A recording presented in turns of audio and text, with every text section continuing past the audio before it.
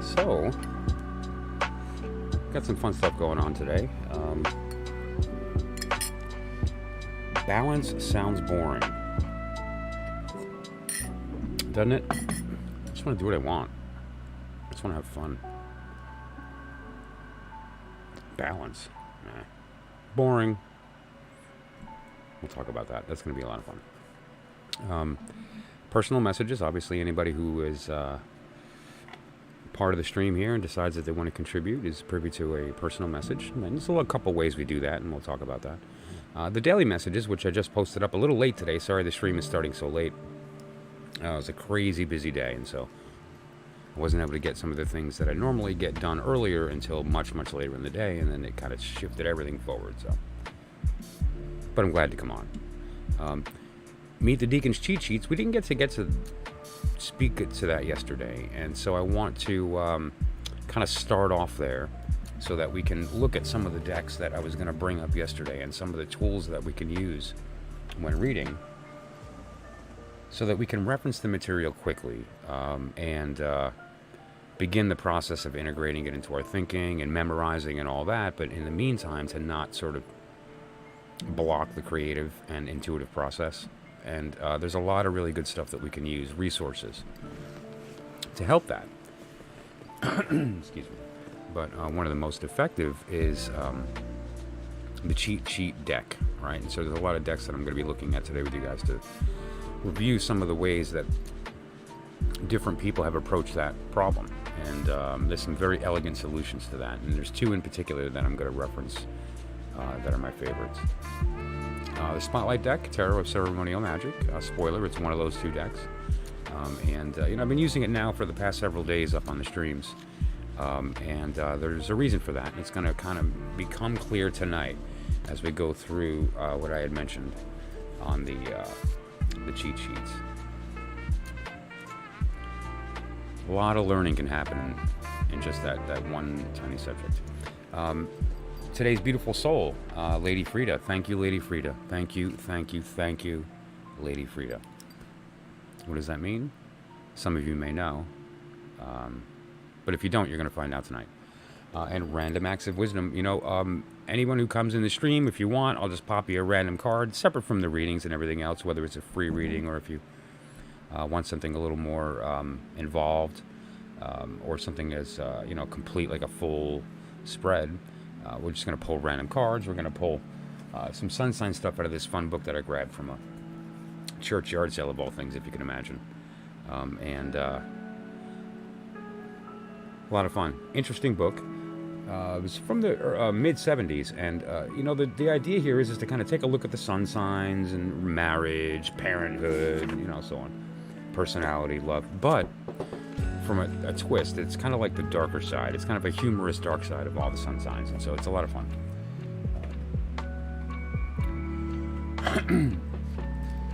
And tonight, I wanted to start just by sort of centering.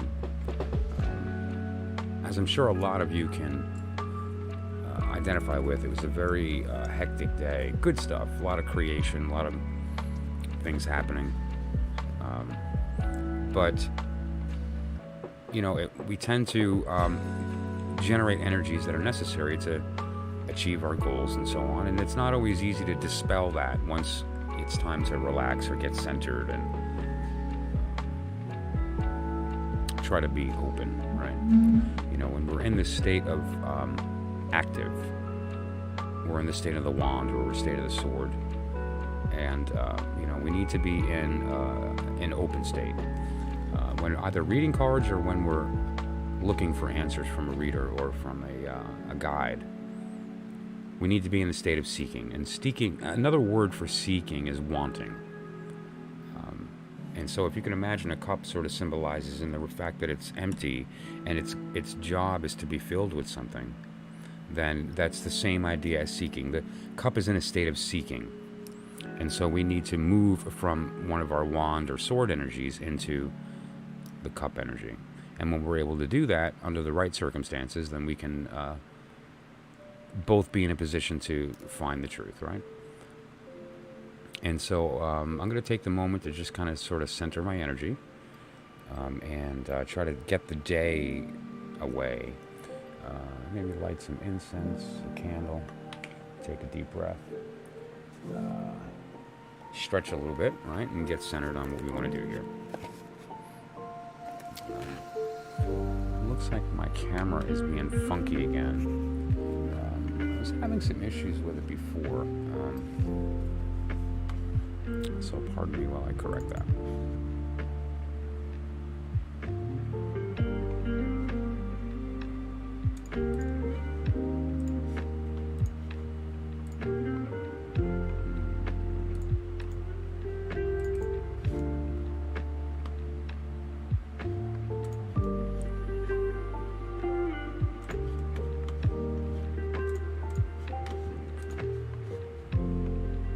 Give me a sec to take a peek at the camera. I'll be right back, okay? Sorry about that.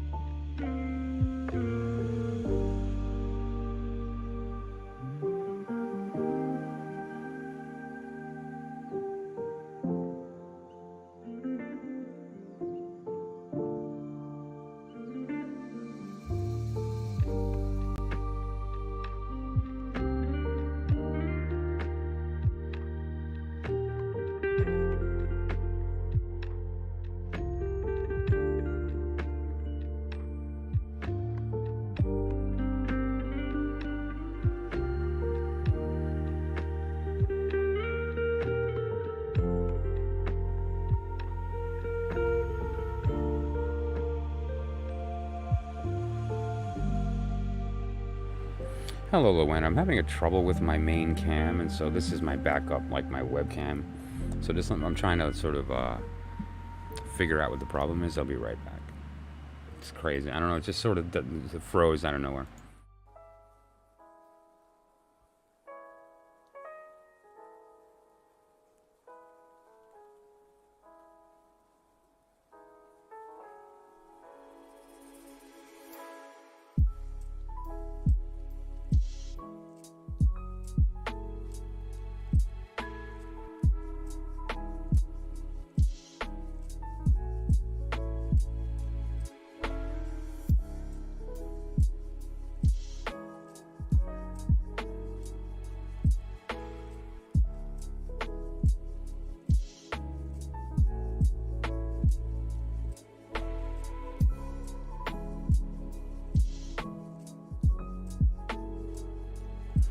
Okay, I think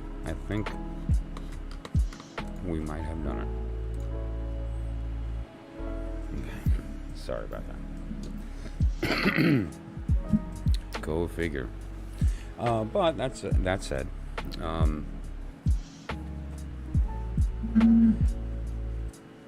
I was going to begin with looking at the tarot talk of balance sounds boring, which really is kind of great. But then I said to myself, the cheat sheet is what we missed yesterday, and so it's a good place to start to kind of look, because we're going to be using the decks tonight. Spoiler: there's a bunch of really cool stuff in this box, and there's very specific use for these, and they're all part of that cheat sheet. So I thought, okay, well, let me start with that then, because once we talk about these decks and these other resources that we can use during the process, it'll make a lot more sense when we talk about balance. But then I thought to myself, well, okay, then maybe we should do today's beautiful soul first, because today's beautiful soul is actually the reason all this happened to begin with. And so I think that's where I'm going to start. And today's beautiful soul, if you're familiar with the tarot as a subject, or if you're familiar with the occult or esotericism, you know her name. And if not, you will before we're done today. Her name is Freida Harris. She took the term lady. Her husband was elevated to some title. I'm not sure what it is. Pardon my American ignorance to the processes in England and so forth. But that said, it allowed her to take the term lady, which was really kind of fun. But who she was an artist, and she's also the person that's responsible for the Thoth Tarot. Arguably, one of the most influential tarot decks, if not the most influential tarot deck in existence. Now, the why I say arguably is because, of course, Rider-Waite, right? Rider-Waite is, I think, anyone who has had experience with the tarot knows the deck, knows the imagery, and I would say that most people who have experience with tarot know the Thoth deck, right? And so there's a difference between most and everyone. And so I'll give it that. But now the Thoth Tarot is one that has really revolutionized this whole art. And the way that it's gone about doing that is through a very important sort of understanding of how knowledge is disseminated, which I've spoken to at length on the channel, and I'm going to continue to speak about, which is this idea within secret societies and magical organizations and fraternities and so forth of there being levels of knowledge. Sharmila, good evening. Thanks for stopping in. And essentially, the Rider deck, which we're all familiar with, Pamela Coleman Smith was the artist under the direction of Arthur Edward Waite in the early 1900s, and Waite was a prominent member of the Hermetic Order of the Golden Dawn. And most of the tarot knowledge that we use today, unbeknownst to some, comes from the Golden Dawn. And specifically this symbolism that we're all familiar with, right? And I even use this imagery in all of my readings, my daily readings, the birthday readings. All of these use, very specific imagery, and I chose the that Rider image because that seems to be what everybody's familiar with, right? And that's fine. It's the one I started on. Actually, that's half true. I started in Marseille, but for a different reason, and I'll talk about that one day when I speak about my own journey and how it began. But so Rider is important, and the Pamela Coleman Smith artwork and iconography is just, it's the most recognizable images really in the world when it comes to tarot, right? Three of Sword, I believe, might be the most. The Magician is certainly very iconic, but the Three of Sword is that image that kind of everybody knows. I've seen it as tops to boxes. I've seen it as on everything short of a t-shirt, right? That Three of Sword, that iconic image. Now, what this deck represents, and I've spoken about this before, is the outer order. Okay, there's these three layers of knowledge at least, but there's three layers of knowledge, and the outer order is available to everyone. All you need to do is pay your dues, and what those dues are, depending upon the organization, can change from monetary to, downright worship.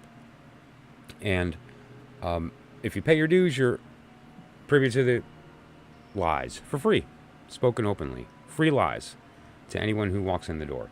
And now that is the Rider-Waite deck.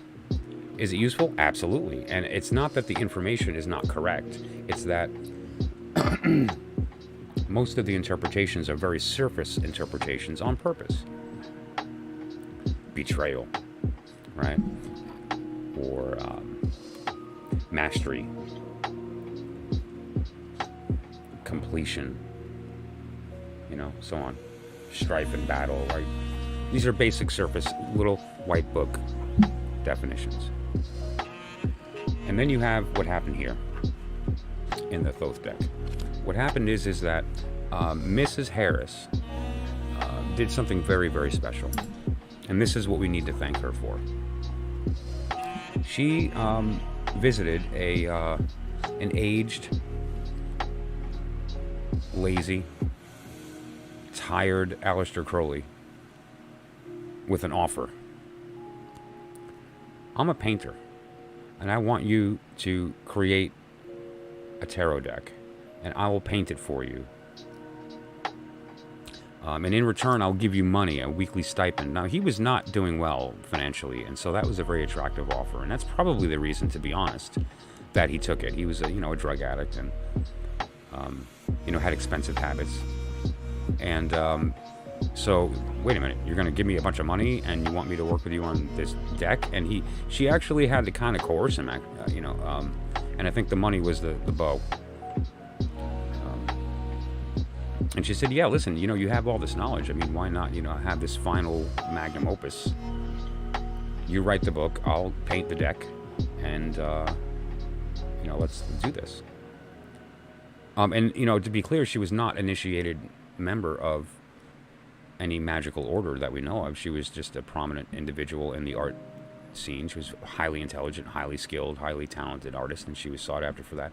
However, she did and is known directly, this is public knowledge, she was known for creating certain pieces of artwork that are unique and secret to the Freemasonry. And so that required her being initiated into Freemasonry so that she could be given the secrets necessary to paint the pieces that were required. There was a very special type of technique that she used.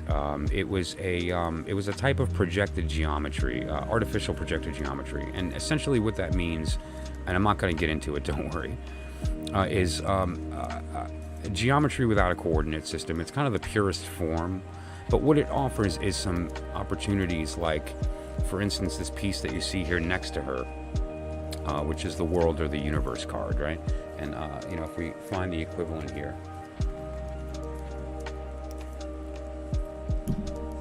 Okay, this is the Rider-Waite version of that. And then we have, in the circumstance of the Thoth, we have the universe here. Very similar in iconography, right, with the 4 signs. We have the eagle representing Scorpio in this particular circumstance. And here that was actually swapped. That's a different subject for a different time, but there's a reason that happened. And here you'll see the birds here for Scorpio, which is its correct position in the sky. We have Taurus, Leo, Scorpio, and then Aquarius and the angel. But now these are swapped. But regardless, she used this technique, this 3-dimensional technique, where she was able to deliver concepts. Artie, how's it going? To deliver concepts that are very hard to do so visually. And if you look at decks prior to this, they don't come close, right? I mean, this is really the most popular deck prior to Thoth. And already right on the back of the deck is this sort of intriguing kind of artwork of the Rose Cross, which you've seen on the channel here, complete. This is the secret version.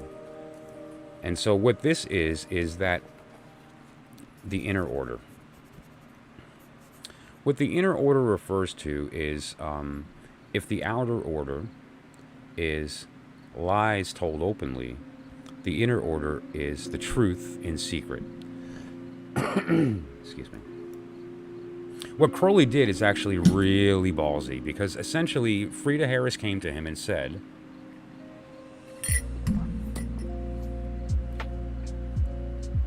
"You're old, you're bored. You're the foremost authority alive on this subject. Make your magnum opus." And now he took that seriously. When he committed to her to do that, he took it seriously. And what that means is that he could not create a tarot deck and it not contain everything it needed to in order to be what it is supposed to be. So what I mean is he couldn't do what Waite did and some other people in the Golden Dawn that had published decks. And that's, throw in lies on purpose or mistakes on purpose, or throw in different kind of misdirections in the symbolism. What he did is he told the complete truth. What this first represents is a perfect holographic representation of the Kabbalistic tree of life. Like, she absolutely nailed it. But what it also is every single secret down to the rituals within the Golden Dawn system. He actually managed to accomplish that through her. They kind of together channeled this intent. Her intent was to create the deck in its truest form to the symbolism that was necessary, and his was dually to do that plus reveal all the secrets, right? But now it's still in secret, meaning that you can't pick the deck up and look at a particular card and have, if you have no knowledge of the Golden Dawn as its system, have any idea what any of that means with respect to some of these symbols. And so it is the truth, the whole truth. 100% of the doctrine of the Golden Dawn is in this pack of 78 pieces of cardboard. However, it's in secret. So this is the truth told in secret, right? But the beauty and the power of this deck, what this did is it gave permission to other occultists to do the same thing. Up until that point, even Eliphas Levi, who is responsible for the Golden Dawn Tarot system, frankly, wasn't 100% truthful in his stuff. Like, nothing was correct. And Crowley was a stickler for that. And he actually even corrected some issues that had come out of the older decks with respect to the placement of strength and justice, you know, being related to Leo and Libra. Which altered the actual, it changed the position of some cards, and it also changed, and we'll talk about this another time, it also changed the correspondences related to the letters of the alphabet, you know, the Hebrew alphabet. It just, the whole Kabbalistic system was corrected, and some of that was on purpose. And so what he did is revealed some pretty big secrets, and he you know, it made a couple people angry, but so be it, because that was one of those tower moments, and it was the tower for the secrets. The secrets dissolved, and what was left is this beautiful starting point, this beautiful piece of permission for other artists, occultists, students, seekers to share this knowledge, right? And so, thank you, Lady Freida, who had the tenacity to approach the wickedest man in the world with a deal to create his perfected work. And then, of course, the compendium to the deck is Crowley's Book of Thoth, which is, the deck is actually officially called the Book of Thoth. It's not called the Thoth Tarot. It sort of became that. It's called the Book of Thoth. It just happens to be in loose form. The pages aren't bound, and you get to reorder the pages, but it's still a book. And he wrote the compendium to that, the Book of Thoth, as well, right? And that's what she hired him to do, to write the book. And that's what he did. Hard read the first time around. It's like, what in the heck am I looking at? But then as you go through the process of understanding his language, his humor, his sort of misdirection with the intent of getting you back to the point and not even realizing that you never left, but you don't realize you were already there. His language is great. And he gets to the heart of some very important symbolism, because he doesn't speak in metaphor. He just tells you the story of where it came from. But it's still a layer of hidden.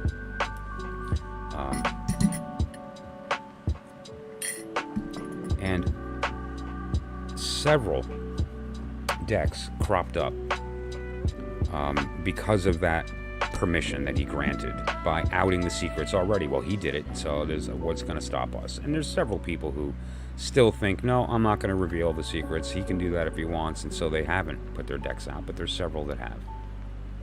And any of the decks we're going to be looking at tonight, I have links in the description of the video here, so you can, if you'd like, take a look at those. Starting with the Tarot Ceremonial Magick, which goes to the website of the company that's responsible for manufacturing it and distributing, and the creator, Milo DuQuette, and his wife, Constance, who together created this beautiful deck for their personal use, and then how lucky are we chose to share it with the world. So what we have here is a small selection of decks that are not just Golden Dawn based. There's plenty of those. Basically anything that's RWS or the Rider-Waite-Smith deck is Golden Dawn based. But what we have here is these are what I consider to be cheat sheet decks, and we'll talk about what that means right now. So what we have here is within the system of tarot, there are the different layers of knowledge, right? We talked about that. We have the lies in the open, the truth in secret, and then the truth told openly. Okay, now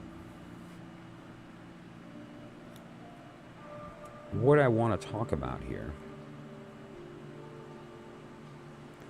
is the idea of some of the resources that are available. The cheat sheets. When you are approaching the tarot, let's say not even for divinatory purposes, but for meditative or magical purposes, you want your creative energy and you want your intuitive energy to flow. You don't want it to have to stop and reset and all these things. To look up on a chart a piece of information that for whatever reason you haven't memorized or are incapable of, or whatever the case may be. Like Enochian is an example. You need to reference the tables. There's, I have 3 humans alive that had the capacity to actually memorize the Enochian tables. And so what we're referring to here is that you want to have some stuff in front of you. And now I've used this many, many times on the channel here when doing readings, are the wheels, right? And the one that we're all familiar with on my channel is this very simple, basic wheel. It's available for download and purchase in a couple of places, and it's a really effective way of accessing some quick information at a glance, right? So first of all, as a cheat sheet, the colors are the months, the signs, and you can really quickly memorize these colors, right? And they give you some ideas about where you are in the year and so on. You can just mentally kind of remember Aries equals red. And as soon as that's in your head, when you look at this chart, you know right away where Aries is on this chart. And because of sort of like the language of astrology, we'll know right away that Libra is green just because it's opposite of that Aries. And these kind of connections take place. And there's other very interesting ways that can be used, right? And then the way the information is displayed here is very similar to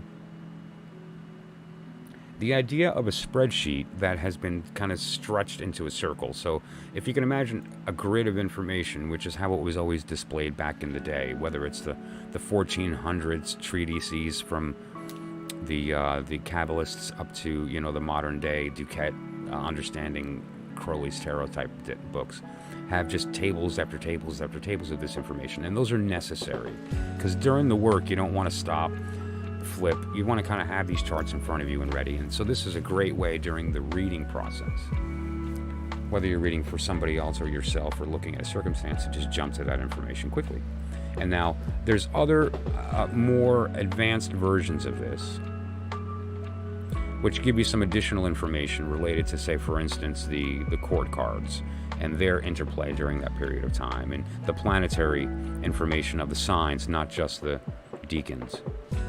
In this case, the planets and so forth are related to the deacons. They're not related to the actual sign, where in this case, that is, both of those pieces of information are revealed.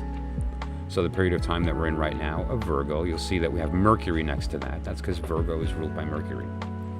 But we'll also see that depending upon the period that you're in, whether the 8, 9, or 10, like which deacon we're talking about, right now we're in the period of the 10, is also ruled by Mercury. But the 9 is ruled by Venus, right? And the 8 by Sun and so forth. And so astrologically, the month is Mercury in Virgo.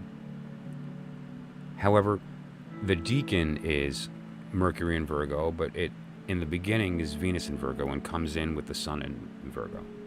And we're about to move into this new period in Libra. This is when fall starts. It's the autumnal equinox, the beginning of Libra, the 2 of Swords. And you'll see this period now we're shifting that energy into the moon energy. And we're entering, the queen is entering from the earth into air. And now just to clarify that, and this is how these are used. I'm just going to pop up a version here that I can annotate. Okay. And so what we're referring to here, in the period of time that we are in right now, we are in this period of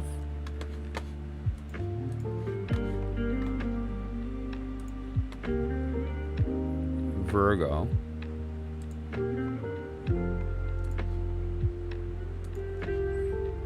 then when we entered the period into the 8 of discs, we were in the sun. Then we moved into Venus, and then we moved into Mercury, right? And now, at the end of this period, starting September 23rd, when we enter the autumnal equinox, we're going to be moving into the moon in Libra.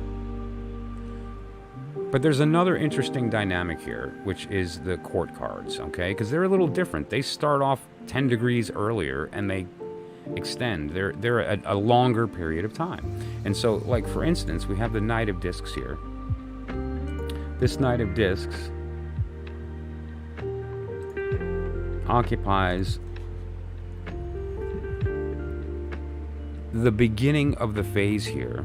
And keep in mind that discs represent Earth. So the Knight of Discs it represents the element of Earth. But he enters in fire. And so he enters in fire and then becomes Earth. If you'll notice the next deacon, or the decadent, which is ruled by the Queen. We'll start in the middle here. And then we'll show you the Queen of Sword. Now, swords means air. However, she's entering as Earth, and then she becomes air. And that's the pattern across the whole thing. Now, that's complicated. And when you're in the middle of wanting to do a reading for somebody, whatever the case may be, you don't have time to sit there and try to explain all that and in your mind kind of work all that. So to have the chart quickly to say, okay, what's the element they're entering and exiting? So right now, when we move into Libra, we're in the transitional period of the Queen of Sword, who was in Earth and is now finally going to be in her state of air, right? And when we enter Libra. And so you can quickly see that without having to memorize a bunch of stuff or whatever the case may be. And that's very, very useful, okay? And there's a couple of other types of cheat sheet that we use. Other than the wheels or graphs and things like that. One example has to do with the Kabbalah. And if you utilize the Kabbalah with respect to the tarot, things like this you'll see all the time. Which major it represents which letter of the alphabet and which symbol. So for instance, you'll notice here the attributions tell us, is it one of the elements like the Fool? Is it a planet like the Magician or the Magus like the Juggler? Or does it represent a sign like the Emperor, right? And you'll see the symbol for Aries. And so there's all kinds of information in these charts, right? Or maybe you want to do numerology, and so you need the chart for the numbers related to those as well, the numerical value, okay? Which is also here in the Hebrew there, the Aleph being 1 and the Bet being 2 and so forth. And we have that here. And so these are all very, very useful when it comes to kind of when you're in the middle of doing your work and you don't want to be stopped by, anything that'll kind of block the flow of that process. The best way to do that is to kind of like have a good reference in front of you. It was Einstein who said, never memorize what you can reference. It's like a waste of brain power, right? But now, and then we have the granddaddy of all cheat sheets, which is this beautiful symbol right here, which is really just a holographic version of this symbol right here, which is really the thing that we're all talking about. If you study the tarot, this is what you're studying, know it or not. This is what you're studying. And, these are important because, like, for instance, there's a very powerful magic called sigil magic, right? And what sigil magic is this idea of creating symbols that contain magical power. And how are those derived? Well, there's a number of ways that that's derived, right? Well, here's one example of how that's derived. And this is why it's very important to have our cheat sheets. Okay, so for instance, what we can do is take a word or a name or something along those lines. Like, well, let's look at, for instance, the name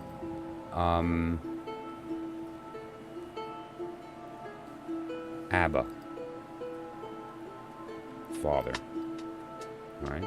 So we would start in A, which is this area right here. This is the Aleph. And then we would find the B, And now, whoops, I forgot my B. I didn't study my Hebrew, right? And so what we can then do is to go over here to our gematria, or we can go over to our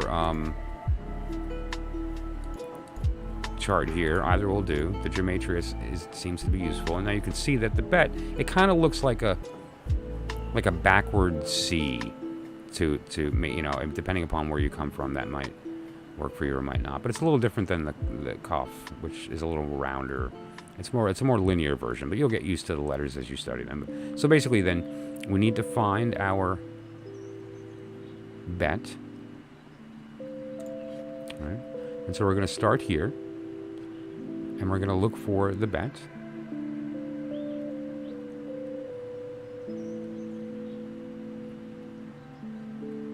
And it looks like we've got it right here. So what we're going to do is draw a line, right? And this is how the ancients drew these sigils. And now another way that you can refer to a second letter or a letter twice could be with a loop, or you could you know, have a different angle. For instance, one way to do Abba would be to go start here and then end there. And so this would be the symbol for Abba as an example. And there's other symbols, like this would be the symbol for my name. Right. And now, and this is a very kind of a special representation of way. Now, and again, you know, you can study this sort of on your own, and I encourage you to kind of take a look at that. It's an interesting exercise. However, the value of this information is only useful during the work, like when it needs to be recalled. And so that's when we get into the real power of the cheat sheet deck. Because wouldn't it be nice if we didn't have to reference all this information and draw lines and to, you know, kind of tilt our head or twist the thing on the table and, you know, kind of, I don't know about you guys, but I'm mid 40s, and so now this is where I am, you know, like, so at the end of the day, it'd be nice if we didn't have to go through that process, and instead we could just grab our deck and do our work. And a few people have stepped up to this process. You know, one of those people was Freida Harris. And the work that she did with the Thoth deck was really, really, really powerful stuff. So let's take a look at what she did. If we consider here, I'm going to turn off some stuff. Okay, and let's go grab that original wheel. It's nice and easy to reference, right? It's colorful, quick. The symbols are big, and I love this one. I've done my own, and I like this one better. And so, for instance, let's look at the period of time that we're in right now in the Ten of Pentacles. So I'm just going to find the Ten of Pentacles.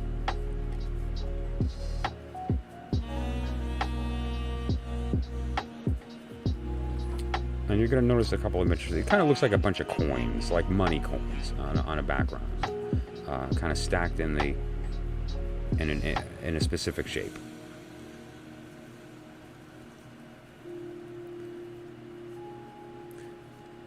Okay, and now you'll understand why these decks, although are initially can be sort of intimidating if you're used to the Rider-Waite, why these decks are so powerful. Okay, we know now that the Ten of Pentacles is Mercury in Virgo, and right at the top of the card,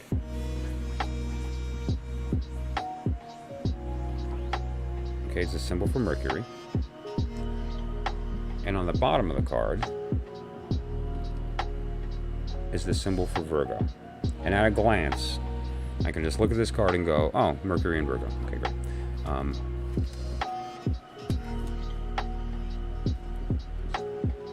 This is the Five of Pentacles. Looks like we have Mercury.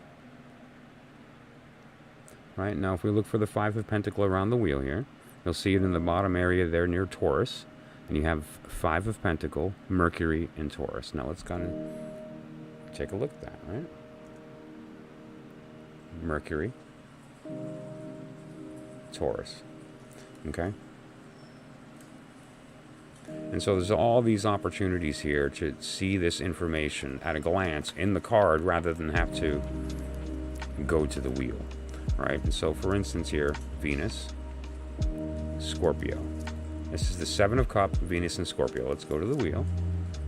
Okay, find the Seven of Cups. It's in that area there near the top in the blue-green, Scorpio. And the 7 is ruled by Venus, okay?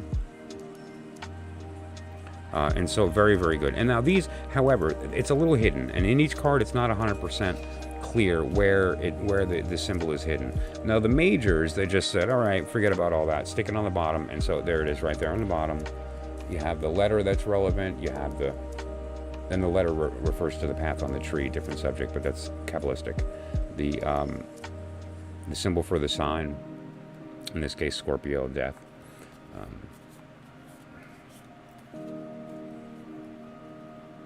Right, the symbols are all available, so they're on the card there. Now this is interesting because that to me looks like a Lamed. The Eight of Cups is a unique example of I'm not sure if this is a mistake or what the deal is. In the Eight of Cups, if we look at the Eight of Cups, we'll see that the Eight of Cups is Saturn in Pisces. There's the Pisces symbol. It's not so clear on the stream, so sorry about that, but I promise there's a Pisces symbol right there. And it is clear in real life, especially if you get the big deck, which I probably should have pulled out tonight. But here, that's not the Saturn symbol. It looks like a Lamed. Lamed is a Hebrew letter. Like, let's go ahead and pop that up so we can have the reference here. All right, where's the gematria?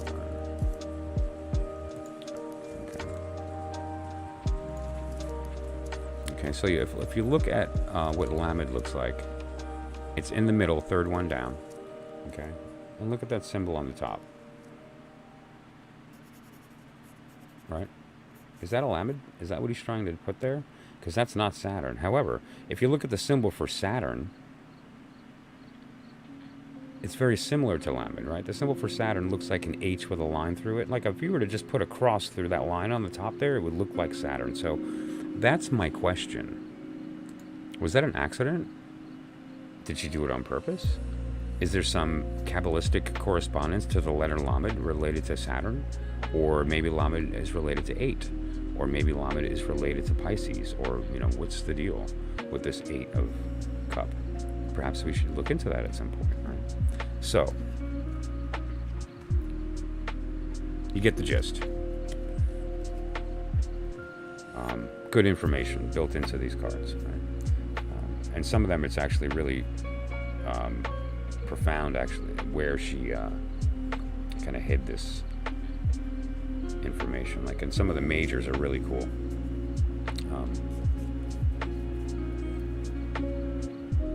This is her emperor. And there's some other very interesting symbolism here, like what's with the sheep? Is that a two-headed bird? Is that specifically like I wonder if that means something. Right? It's the fact that his legs are crossed, what he's holding in his hand, all this is very relevant information. And so she really did a very good job. But specifically, like for instance, giving us access to the information in the decadent is good stuff. Now we have this other version here. Different idea. It's the Golden Dawn Tarot by Wang. All links are in the description as well. Okay, and you'll see there's a very different idea here of the symbolism. They just, this is like real. This is the truth in secret. Okay, so let's look at the small cards, right? Like, obviously there's no information related to the decadent. There's no information related to the astrology. There's no information related to, perhaps the signs there are, right? Now, they've gone the route here in this particular artist of every single card of the suits represented by the hand offering it. Which, typically it's just the ace that does that in the other, right? And like lovers, here's an example. Obviously a different symbol of the lovers than we're used to in the Adam and Eve story. The fall, the apple, so on.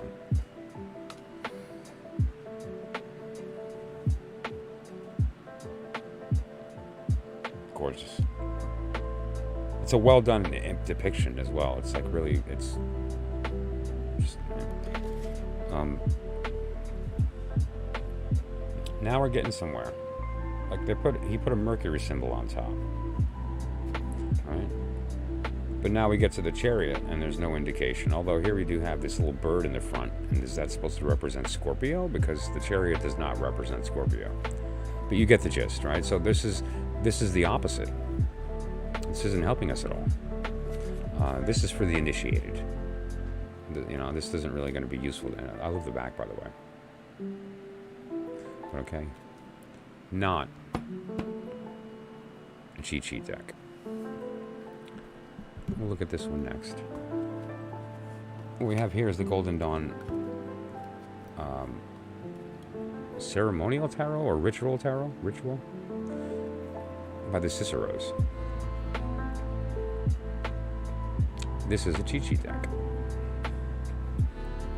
Right here we have the letters, the planetary correspondence, the elements. We have Jupiter, we have Libra, right? So let's see, 4 sword, Jupiter and Libra. Let's jump to Libra, Jupiter, 4 sword, right? So boom. Now what else do we know there? The period of time. Now this does not contain the period of time, right? I mean, here we know, if we were to do our math in our head on Libra, we would kind of get a gist, but like which deacon is it? Is it the first? Is it the last? Now there's some memorization, which is good.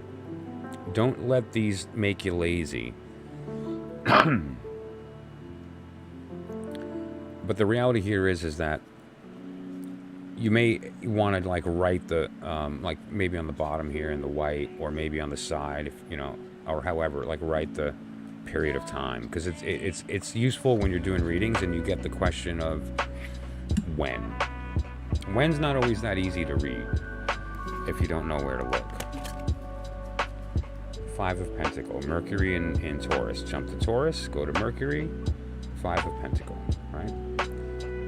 And what else do we know? It's in April 21st. It's an Earth sign, and so forth. And it's the emergence of the deacon. It's in the state of entering. Then there's a transitional state, which is the 6 and the moon, and then you have Saturn in the 7, right? Okay, so another idea of a cheat sheet deck.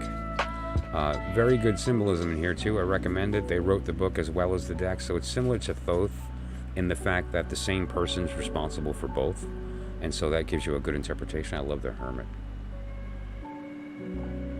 He's standing in the Ouroboros. Love that.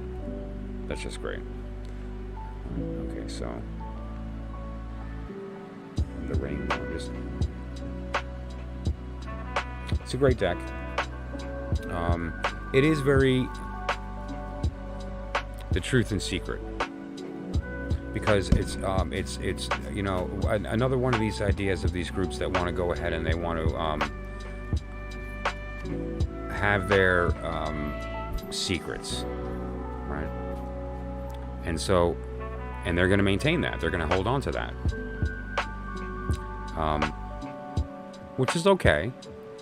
But we have to remember that when we access these decks, therefore, that means that we have to be aware of that and either have some resource to kind of read between the lines, but that can be difficult because that information is not, it's purposefully not available. Like even in their writings, there's stuff, but this is definitely a very good cheat sheet deck for quickly jumping and seeing at least at the minimum the planetary sign correspondence, like Jupiter in Libra as opposed to Saturn in Libra as opposed to the moon in Libra and so forth. Then we have the Hermetic Tarot. Now the Hermetic Tarot is an interesting kind of take because it is based on the Hermetic Order of the Golden Dawn, but it's black and white, completely black and white. Now why is that important? Well, for a couple of reasons. First of all, part of the initiation process is creating your own tarot deck. You've learned the symbolism, you're studying it, you understand it, and one of the ways to do that and to sort of make your understanding concrete is to physically manifest it. It becomes a symbol of your understanding of the information. And, a lot of people are not aware of this. It's odd how many people are familiar with the deck, but not this strange little minute kind of detail. Pamela Coleman Smith did not color this deck. It was created and submitted in blue and white. The lines were like a dark blue, and then it was eventually inked over and so forth. But it was done in line art. It was not colored. It was colored by the publisher. And it's important that the person who create the deck, if they're staying true to the information, color it in a very specific manner that's related to the key scale, to the particular world that you're talking about on the tree, and all these other things that are relevant to this particular type of tarot, like to the Golden Dawn type system. You want that color to be relevant. That way, when you're talking about Aries, that there's red present, and that's not going to throw you off because red's present where it doesn't belong, or And so with a black and white deck, it offers you the opportunity to access the information without any of that, and so that you're looking at you filling in that information in your mind, and you kind of color it in on your own on a meditative, a ritual level. Now, that's not always so easy, and there's work that needs to be done to go through that process, but that's the point. And what you essentially do is that there are different sort of timings of when it's good to meditate on cards, and I find the Deckanate a great way to do that as a study guide. So pick, what period are you in right now? We're in Virgo, 10 of Wand. Grab the Virgo, which is the Hermit in this case, the 10 of Wand, or a Pentacle rather. So get your 10 of Pentacle, get your Hermit, study them. It gives you 10 days to look at those cards, right? And that's one of the reasons I do it on my channel here. I drill the 10 of Pentacle into your head so that when you're at the end of this period and we move into Libra and we're in the 2 of Sword, by the end of that period, you're going to know everything there is to know about the 10 of Pentacle and the 2 of Sword, as well as the period of time that we're in, because that's a month that I'm going to be talking about the Hermit. The month we're going to be talking about justice. The month that we're going to be talking about death. And so there's a lot of good stuff coming up. But that said, as a study guide, the Deckanate is a great way. So can you rush forward? Of course. If you find a card that, I want to learn about the Queen of Wands, something about the art, something about the whatever, right? Go there. But don't forget your card of the period of time, and just every day for that 10 days, find something new about the 10 of Pentacle you didn't think about. Does it ring true or not? Truth is undeniable. Your body knows it. It rings. It vibrates in a way that's different than normal knowledge. So this deck is an example of a cheat sheet deck, but that's also very dense with information, and so it's not always easy to read between those lines. Right down here you have a little symbol for Jupiter, and there's also a specific name of God here, which is a very esoteric hermetic meaning. But now there's a letter on top. There's the number. Queen of Wands, we have these two symbols right here, right? One of them represents fire, and one of them represents water. So she is the fiery part of water, or the watery part of fire, more appropriately. The watery part of fire.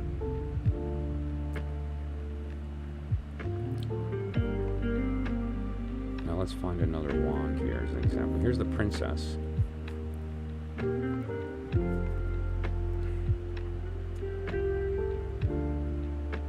See the difference here? The Princess is the earthy part of fire. The Queen is the watery part of fire. And that's represented in the artwork as well. And you also do have the opportunity to color this on your own.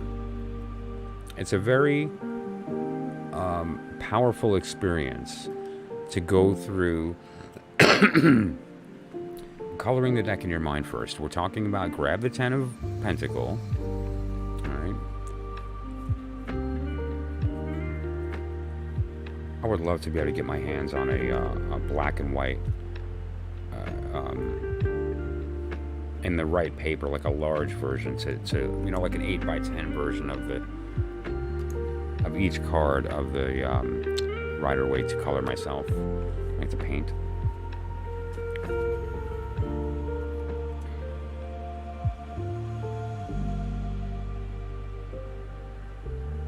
Mercury, Virgo. Not relevant to most people. This is just Hermetic stuff. It's Kabbalistic in nature. And unless you're studying Kabbalah, that'll kind of, you know, just don't go there unless you're going to go there. And if you are going to go there, then this is very, very useful. It's like really, to have this on the car, I can't even tell you what a shortcut this is to certain things if this is where you're at. And again, we also talked about sigil magic, which is respect to taking that flower and drawing those sigils across it. These are the words we're tracing. Anyway, but that said, though, so, and now I don't know what the particular use is in Golden Dawn. I'm not a member. I've never been. I've studied their stuff. Anyone who studies tarot has. You know, here we have Saturn in Pisces. And then the names. Beautiful. All right, so yeah, and you could easily take this card and consider the colors, consider the meaning of these Mercury and Virgo. What does that mean to you? Or you could go through this study of going to their information, seeing what it's supposed to be, and then filling that in, right? And so now I'm going to put a couple of these away. First of all, let's put away the Rider-Waite.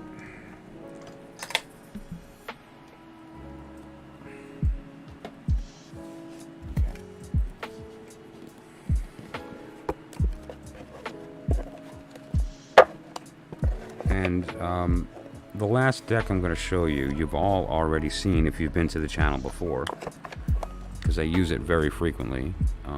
It deserves it. Neha, thank you for popping in.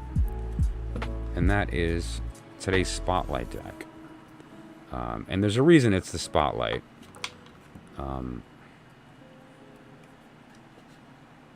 Because it wins this whole contest.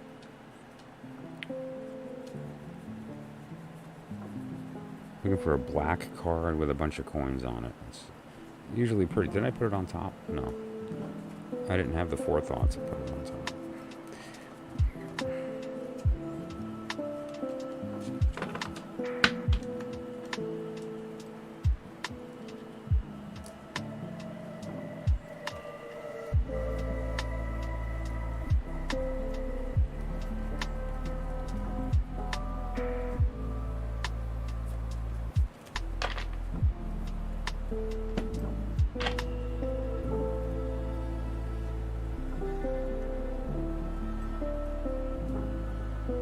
Okay.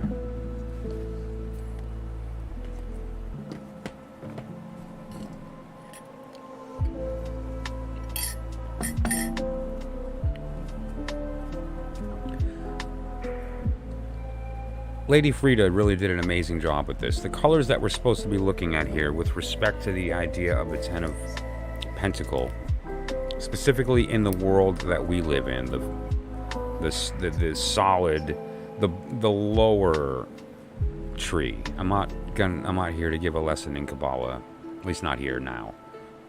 So we're not going to go there. And there's a lot of really good resources. Even Milo DuQuette has great resources on this, so I'm not going to go there right now. But our yellow and green, and with this an overall vibe of blackness. And so she did a pretty good job here with that idea of the dark in the background, the relevant idea of descent and of disintegration. There's this idea as the further you go down the tree, the more complex, right? This is the idea of entropy always increasing. And over time, entropy increasing means that complexity increases over time. And so as you go further down, consider the idea of the difference between fire and earth in respect to density and complexity, right? And so she does a good job there. And Milo DuQuette is not an artist. He is a musician and a writer and an author and an occult communicator. And this was his personal deck. So the artwork, you'll notice, is going to be very simple with respect to the line art and so forth. But is still very well done. The lines are clean. But more specific, and this is the thing that matters the most, is you can take to the bank that this color information is what it's supposed to be, is relevant to the information, is correct. And now what he's done is unique. Let's look at these 3 decks, which are probably the most useful with respect to the cheat sheet decks of the Golden Dawn system that we're used to, the Hermetic system. Look what he did. Right on the top of the card, he gave us the Deacon. Just listed the time and the date, right? I listed the symbols too, right? It's 20 degrees Virgo into 30 degrees, September 12th through the 22nd, right? Then we also have the Enochian, which also gives us some knowledge with respect to the fact that this is the airy part of Earth. It also shows us Mercury in Virgo. We also have Goetic, Kabbalistic.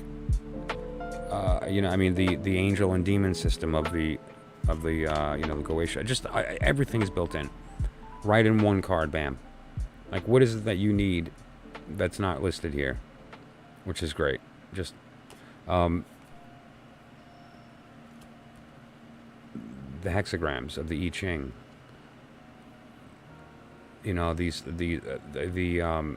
These are great too, because some of them have the flashing colors, but basically the mandala system. I mean, really, it's really great, and it's cute too, because he puts on his box. This is the humorous part, because he means it ironically, but he means it literally. Real magic in a box. It's just great, because it's true. It's a funny way to put it. Where did I put that? 10. So, as you can see, some of these shortcut decks are a little more valuable than other. I lost my 10 of Pentacle. Than others. Some of them have this very esoteric approach, but it's all of the information is there, but there's a little bit of digging, i.e. Crowley, the Hermetic Tarot, certainly anything by the Golden Dawn is the truth in secret. What Milo DuQuette has done is what Crowley set out to do, but chose not to eventually, which is the truth told openly. And here's the beauty of that at the same time. Where is my 10 of Wand?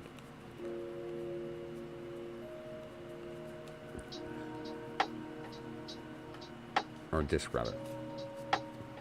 I had a long day. I'll be honest, my brain is confused, and I'm not 100% feeling like myself tonight. But I wanted to jump on anyway, even though I was so late, and go over this at the minimum. So, and it leaves nothing out, which is really great. And so, what we're getting at here, I'm going to put these two together because they're really different versions of the same idea here. What we have here is in the Rider-Waite system.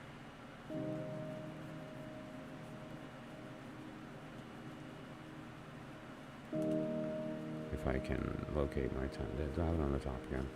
Yeah, it was close to the top. Okay. We have lies told openly. And then with the Crowley's Thoth and some other versions of that type of idea, we have the truth told in secret. And then we have, in the Tarot of Ceremonial Magic, the truth told openly. It's just the inner sanctum handed to you. Now, is that good or bad? Interesting question.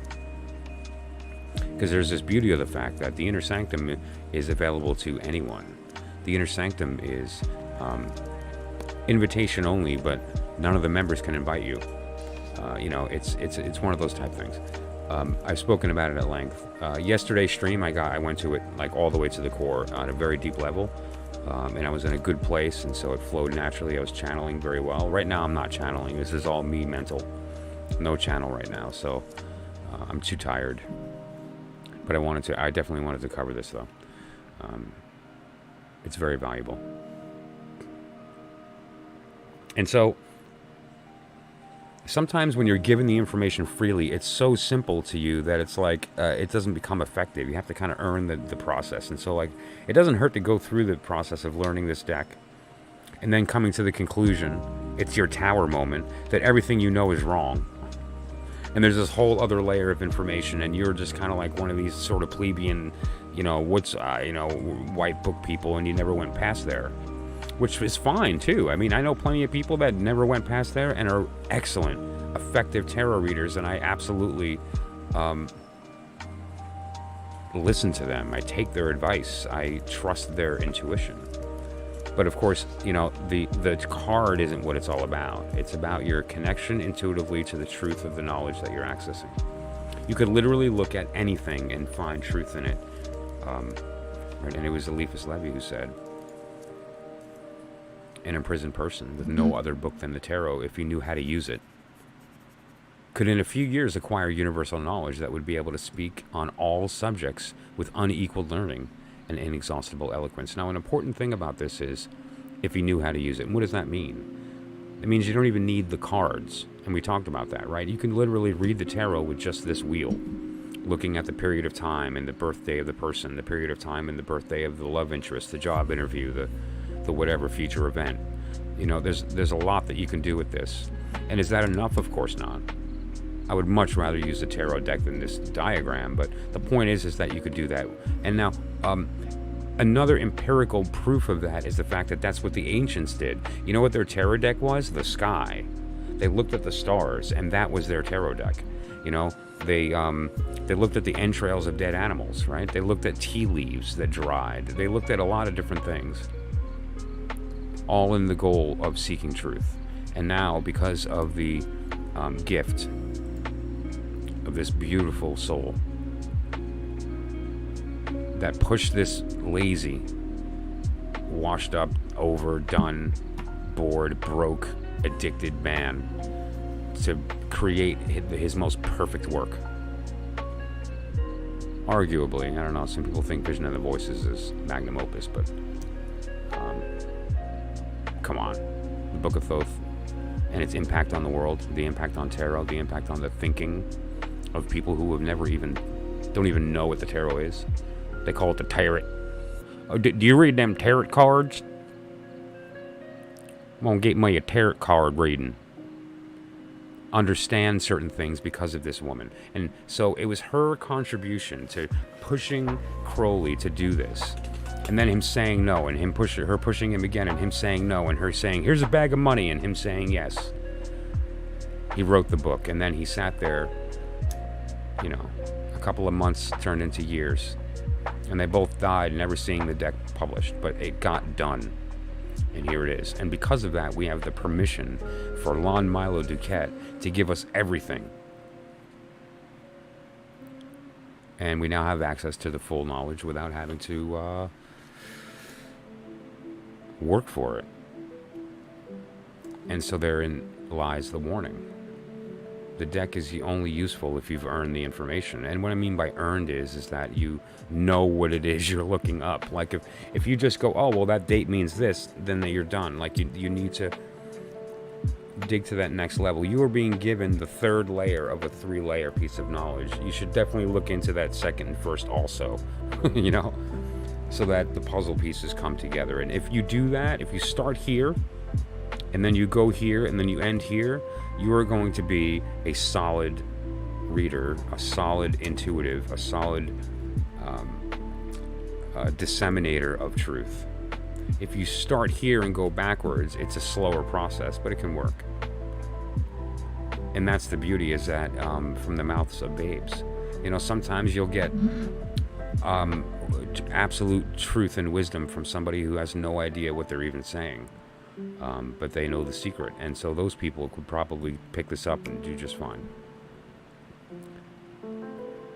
So the next time you grab a tarot deck and you get an answer because of it, you have Lady Freida Harris to thank. how special is that?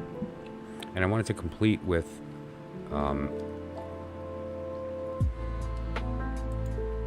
tonight's tarot talk. Because if we're using all of these tools, there's a reason that we're using them, right? And I'm going to kind of go through a quick version of this and to do a long form later, probably on the next stream or later tomorrow afternoon, because it was a very busy day and I'm not in a position to like do readings or anything. I'm just very kind of brain cooked from today and a lack of sleep and so on. And, you know, as I've mentioned many times, the integrity of the work is tantamount, and I refuse to do readings if I'm not able. I'm not here to tell you what you want to hear. That's just not what I want to do. So I'm going to go through this briefly, maybe another 5 or 10 minutes of some talk, and then I'm going to sign off, and we're going to come back tomorrow. But in the meantime, I just wanted to leave you with this. Balance sounds boring, right? Very often, you know, I come on to talk about you. Not just from your perspective of here's some information I want about myself. Zucano, how's it going? Good to see you. So, I also want to show you yourself, the part of you that we don't hear because of the din of the world, that we don't see because the light's too bright and shows us too much and we can't discern the truth from the lie. And so, you know, I speak about the work. The work of you finding yourself, the work of us working together to answer those questions that are holding back you finding yourself. And it's very easy to think, based on the demeanor of the information, that balance is boring. Like, okay, so what are you trying to say? That I can't live life? Like, you know, we want to find this spiritual center and we want to find this truth, and I have to do this work and go inward and all this. And so there's some ways that we're provided with instructions for balance, and they sound pretty downright boring. Society gives us our list of rules, and they're like, yeah, well, you'll find balance as long as you just follow these rules. Just do this, and you'll find balance. And if you don't, we're going to throw you in jail. And so, you know, we're going to guarantee that you follow these rules, and you'll find your balance. There's no balance. The balance is I have power and you don't, right? The granddaddy of all false hope, religion, the business of God.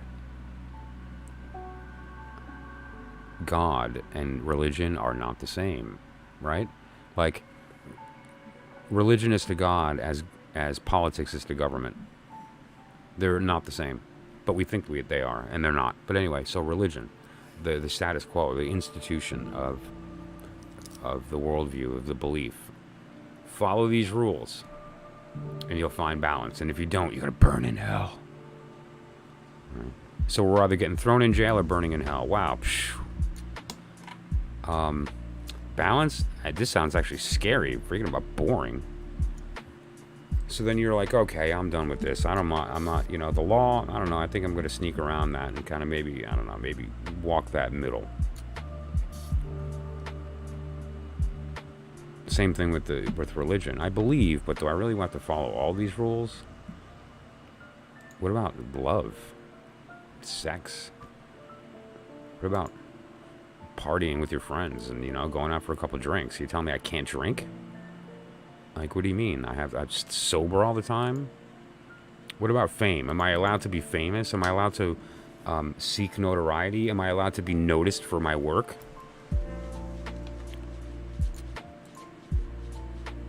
So let me guess, I'm not allowed to feel sad. I'm not allowed to feel anxiety. I have to be in this perfect state of oneness all the time and share that oneness with everybody. And there's never a moment where I'm not anxious. And if I am, I'm failing, right? I mean, obviously, we're talking about balance.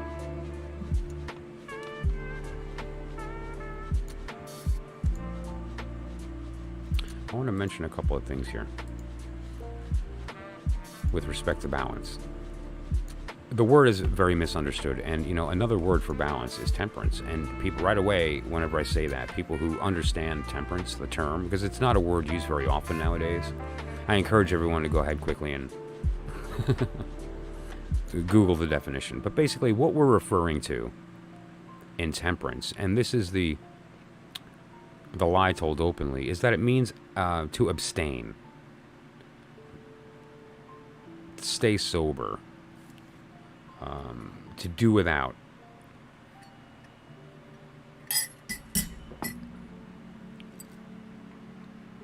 to subdue one's passions, to improve oneself. And so there's a lot of ways that you can look at what temperance means. However,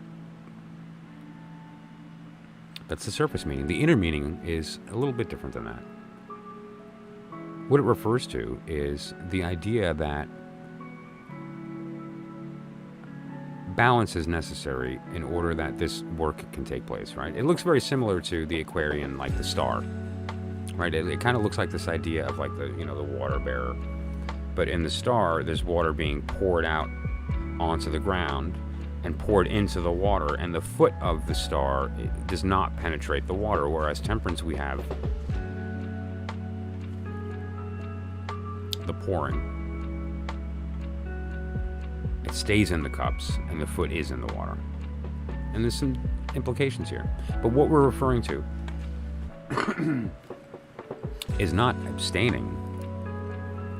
It's the opposite. It's maintaining. It's about experiencing everything to its fullest, but not being overcome by it. It's the idea of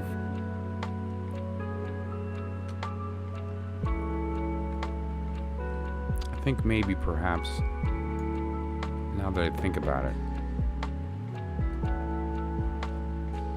the devil might be a good card to pop up here as sort of the difference between temperance and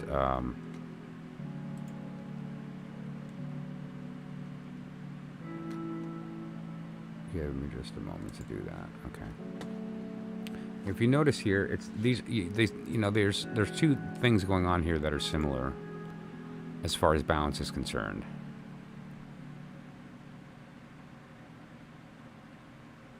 Wow, right? Wise.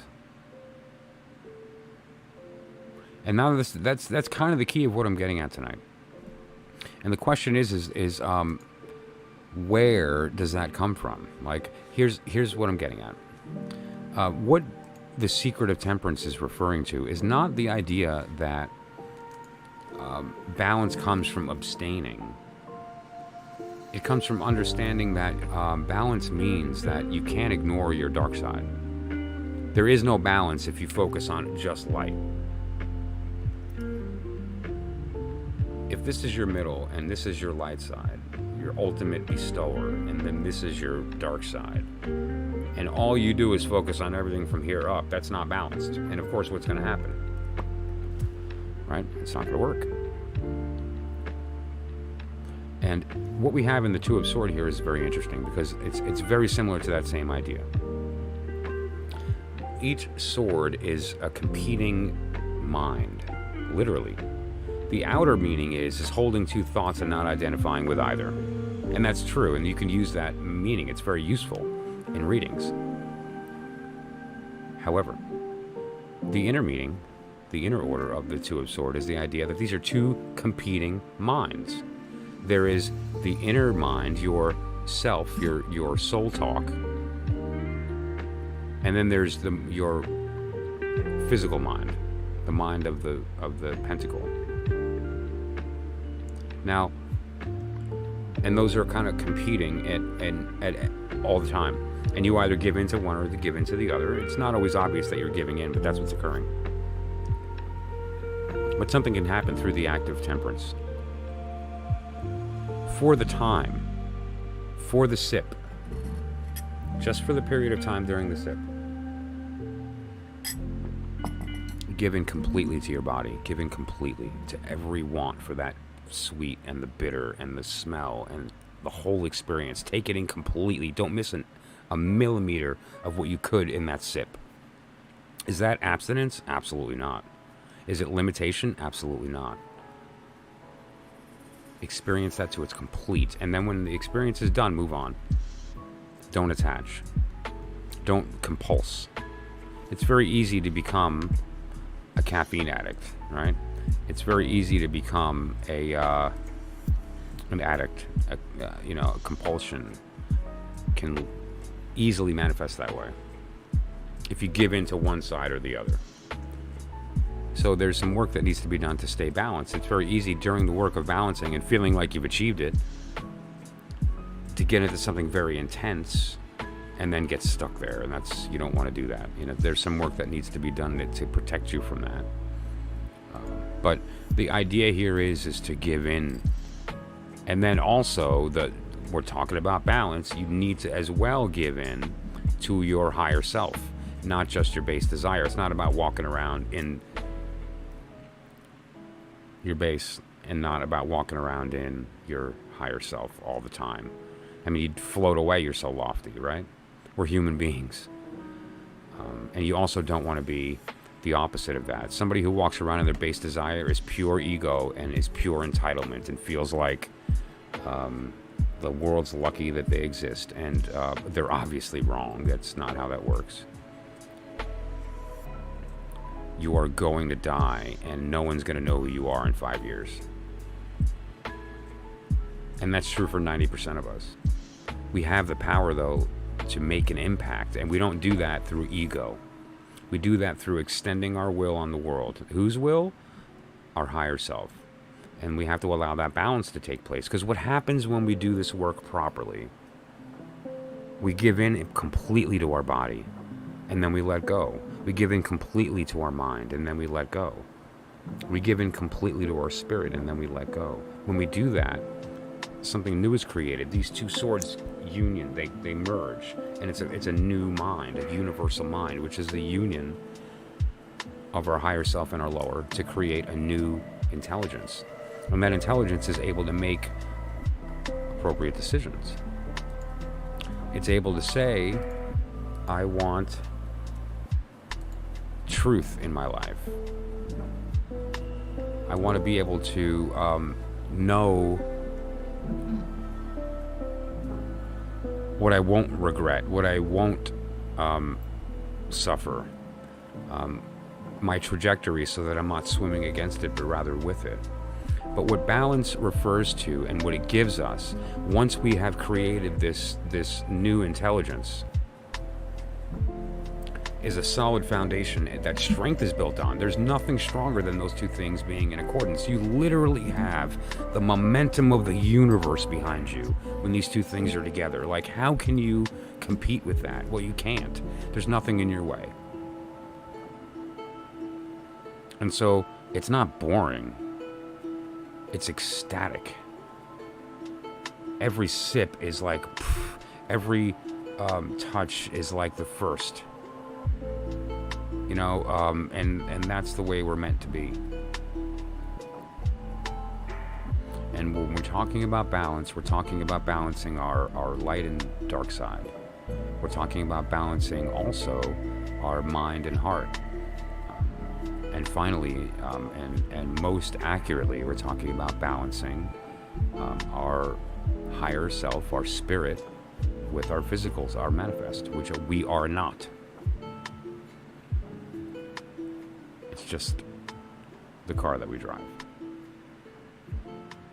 So that's what we're referring to here as far as balance. I wouldn't say that it's boring. And, I'm going to leave it in this. If you're lucky enough, I haven't been. If you're lucky enough to bring that to your relationships, to your family, to your friends, to your love connections, to your mate, there's nothing more powerful in the world. Yeah, that's a great word. Peaceful freedom is a great word, because you are, once those two things are in accordance, all of the stuff that you carry that we add on to our personality literally disappears. There's nothing to perpetuate them. There's nothing to give them any further momentum, so they just stop. They die. It's kind of like we talked about with the when you're about to go into battle and you're nervous, you generate courage out of necessity, right? I mean, you need to act. You're afraid, so courage is acting in spite of fear, and then you go into the battle courageous. But now you're in the middle of the battle, and you're doing well. You're too busy fighting to think about it, and so you're not afraid anymore, and so the courage disappears because it's not necessary. However, the energy that courage built up still exists and can now be reformed, and it's formed into strength.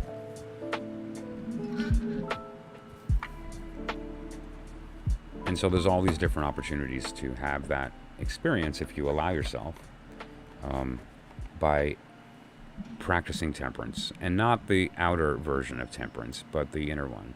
The outer one is don't drink, don't smoke, make sure that you have the most boring physical relationship possible. It's all these limitations. And the opposite is the truth. The truth is that you should seek every experience possible to your mind, body, and soul, and to achieve them, to know them to their nth degree.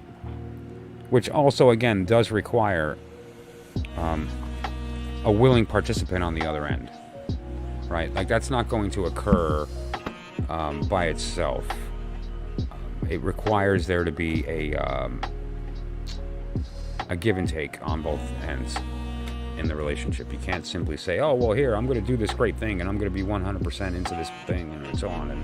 And you're going to seem really, really, really wacky to them. Like, wow, this person's really intense, and that's cool, but that's a little too intense. But if you're both in the same place, then that's not the case. And you should be able to just imagine, it sounds silly, but go with me for a moment. If you were literally able to drink your coffee in blissful ecstasy, and why not? We were literally created for that. Who are we to deny God, right? And we were also created to share that. And that's an important thing. That's true, yes. Like we talked about with courage in the fight, it's absolutely true. The work of the hermit is brave work. The work of the hermit is the idea of, what am I trying to get rid of here? Temperance, yeah. Is the idea of either the tower or the choice to do the work, to enter the phase of the hermit. Something has to motivate that process.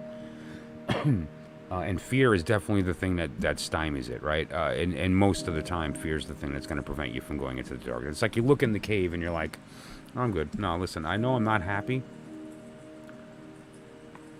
but it's got to be better than whatever's in that cave, which is silly because you know it's in the cave, right?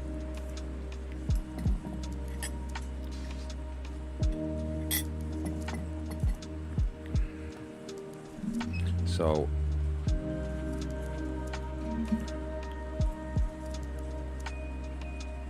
that said, there's a lot of ways that we can work through this idea of balance. Incidentally, temperance, I'm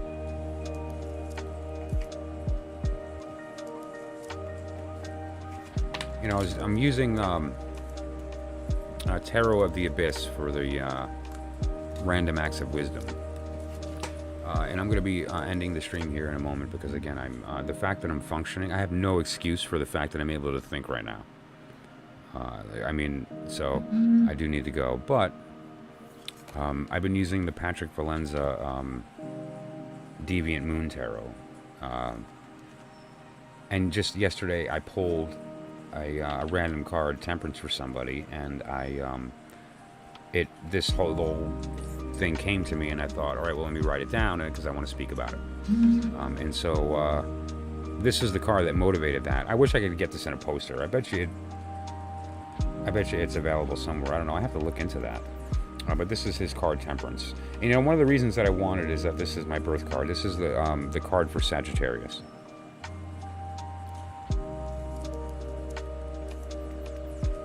Which we would know if we used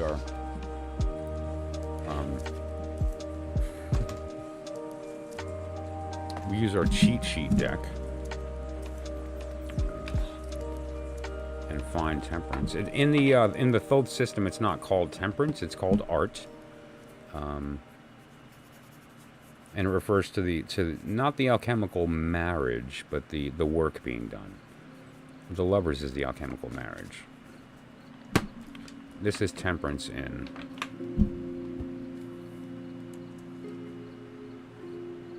And you'll see the symbol for Sagittarius.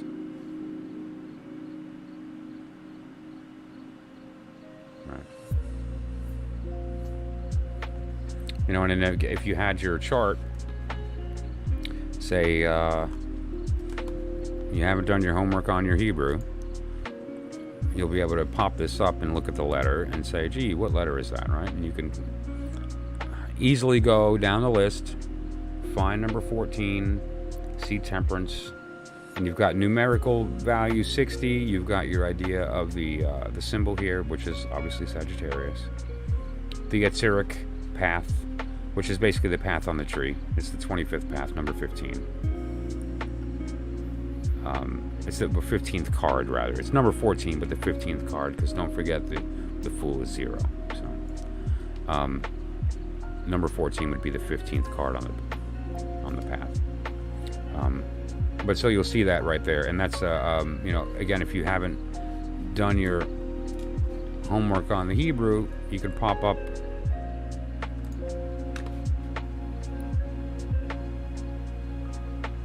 and you'll notice Samach.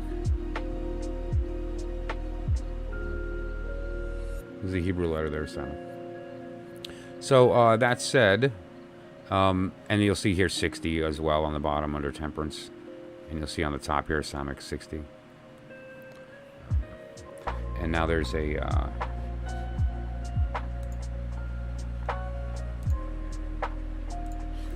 there's value in that idea with respect to making sigils related to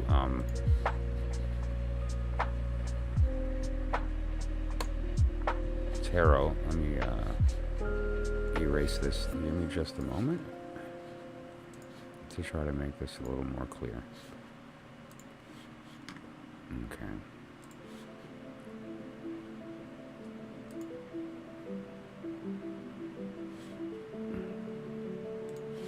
There we go.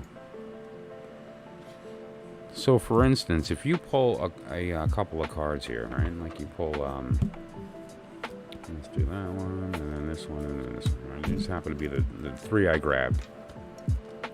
You'll notice that there's some letters here. Right, we have Samach, which we can grab here, and just jump to mine. Right. And so we're going to start there,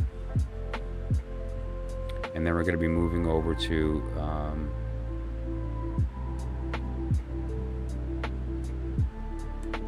here, and then we're going to be moving over to the.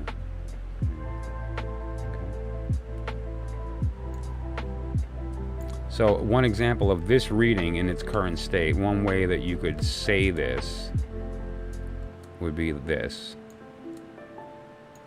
And this symbol is the symbol of this reading. Okay. Now that can also be done in various other methods,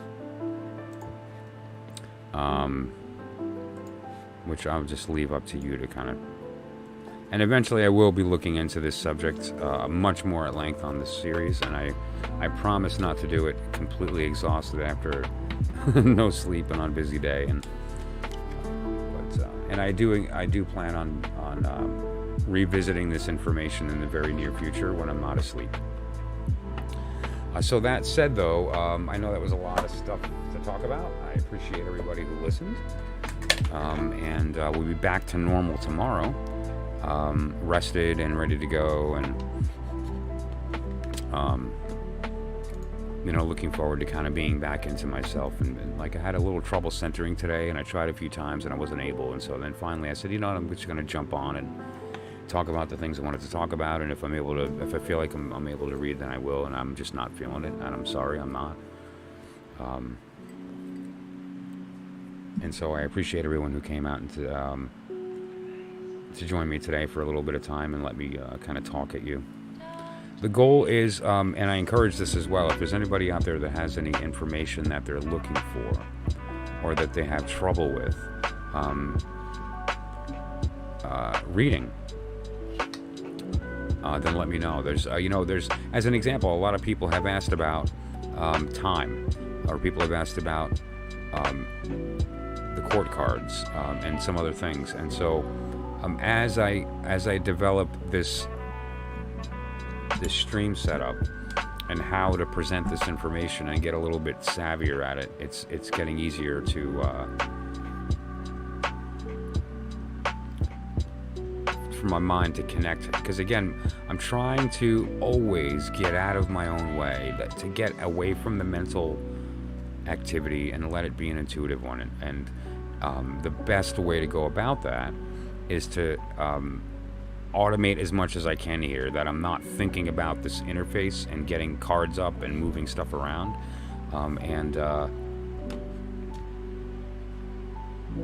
So I just need a little time to kind of put it all together and integrate it so I can do that. And so if you have any questions or any issues or any techniques that you're interested in or about the practical use of the tarot, then email or let me know, and I'll be happy to put something together and do that. I teach in seminar format, in group format, and on one-on-one, and there's a different method for each.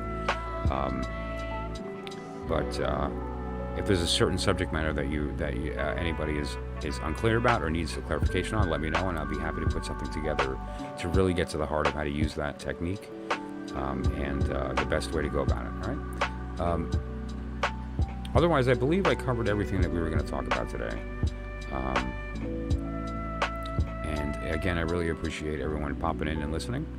And I appreciate everyone getting through my exhausted, inability to communicate. I promise I was more prepared than I seemed. But, we'll get through it next time, and thank you for your patience. Otherwise, that said, thanks so much to everyone. I did put the readings up on the channel. They're up right now for the 17th. And otherwise, I'll see you guys in a couple hours. I may be streaming tomorrow afternoon. I actually plan on, which will be probably in about 8 to 10 hours, I'll be back on. And then 10 hours after that or so. So I'm looking forward to that. I'm going to be rested and less in position and in an ability to just kind of relax and get out there. So I love you all that popped in and that keep coming back to hear me out and to join this conversation. Thank you, Luana, for your conversation tonight. That means a lot. Okay. And that said, I'll see you guys soon, and have a great night.